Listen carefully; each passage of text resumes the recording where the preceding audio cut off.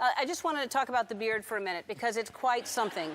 And how long did it take you to grow it, first of all? It was 6 months, and then I think I had it for an additional year after that. Mm-hmm.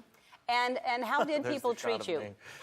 No, that's not what it was during the movie, right? That's cleaned up. No, that was it. Oh, really? Well, then it didn't look like that in the movie.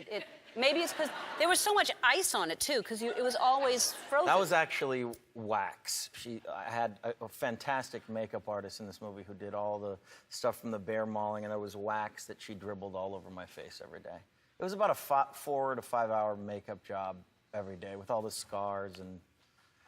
So again, it was just a joy, yeah. The whole experience. But now, say you're growing it back again or something, or you're just going to keep it at that level? A light stubble. A light stubble.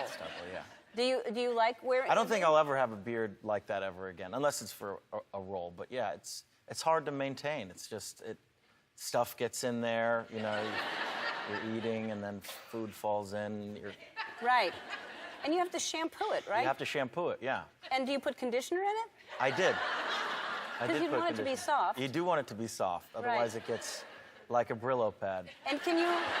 Yes. And who wants to feel that? And so when you have food in it, can you tell?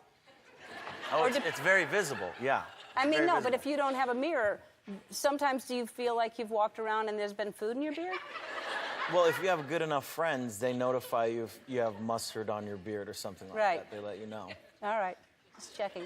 So you've always been like a daredevil, but you've done, I think I've talked to you about, you swim with sharks, or you have. Yeah.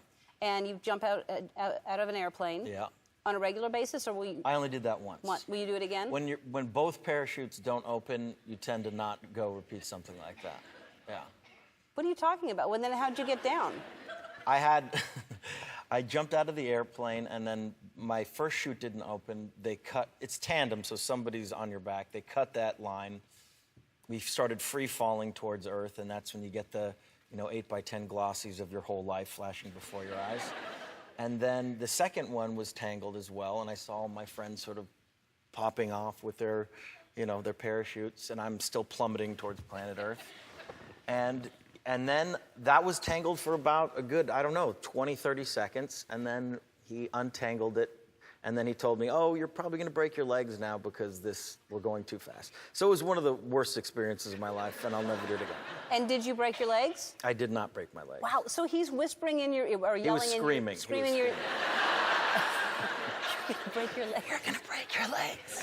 What? I can't hear you! Wow, that's just horrible. So what's the scariest thing you've ever done? I was on a plane to Russia, and the engine exploded. I was looking out the window, and the entire engine just turned into a fireball.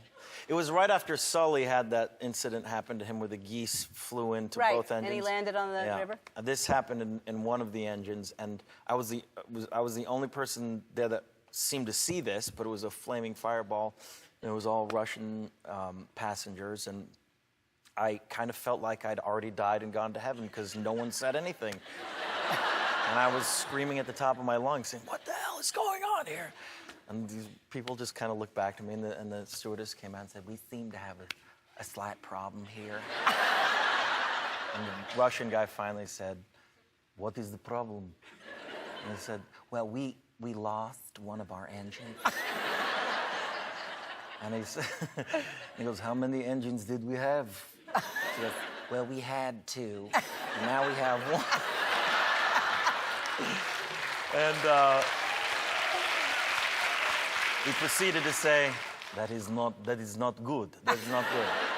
And we basically dumped fuel for 45 minutes and did an emergency landing, and all our tires exploded, and there was 100 different ambulances there, and it was on CNN, and that was another bummer. Wow. Oh, my God.